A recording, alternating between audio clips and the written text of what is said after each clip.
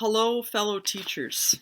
I hope you're well and safe. I also hope that you're reaching out to family members and friends and are able to keep that personal connection even though we are social distancing and isolated in our homes.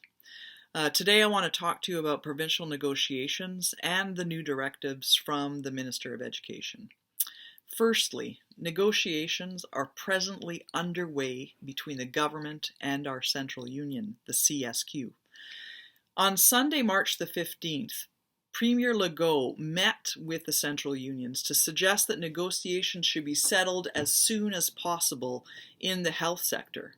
This was the catalyst. The door was opened for a possibility of securing salary for the next few years, and the unions decided it was an opportunity. The CSQ met with the government last night to ask for a 6.4% salary increase over the next 3 years. Premiums for workers who are working in close contact with the pandemic, the possibility to have some improvements in our working conditions, and an extension of our current contract until 2022. It's important to note that this is not what the unions asked for. Unions were thrown into this by this government. It's not a great way to negotiate when you're in a societal crisis.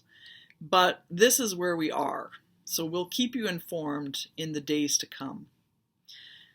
Yesterday, the Minister of Education sent a set of new directives to the education sector. As of Monday, there will be optional educational activities that will be available for all students in the youth sector. And then as of April 6th, there will be weekly activities sent to students based on their grade level. According to the directive, principals will be mobilizing their teachers and school teams in order to give pedagogical support to students. It is possible that in the next week, principals will contact school teams to start the planning. The school teams, supported by the principals, are going to be asked to carry out weekly follow-ups with a focus on our most vulnerable students.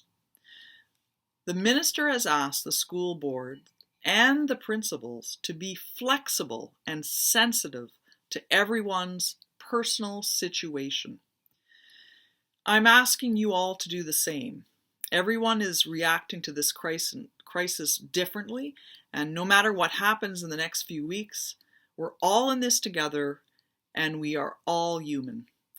I know this is a stressful time, so I'm asking you to be kind to one another and be assured that your union presidents are there for you. They are in contact with the school boards to make sure everything runs smoothly and as humanely as possible. Furthermore, QPAT is in contact with the Ministry of Education to make sure that teachers are being respected and valued.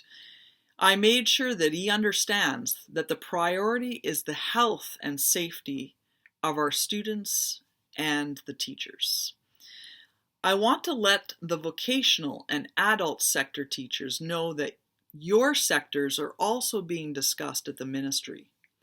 During my teleconference calls with the minister, many educational partners raised concerns for your sectors. You will not be forgotten. We'll make sure of that. Your sector as well has very vulnerable students, and they are of utmost importance. You can find the Minister of Education's directives and more information on provincial negotiations on the QPAT website. And don't forget the app. Stay home and stay safe.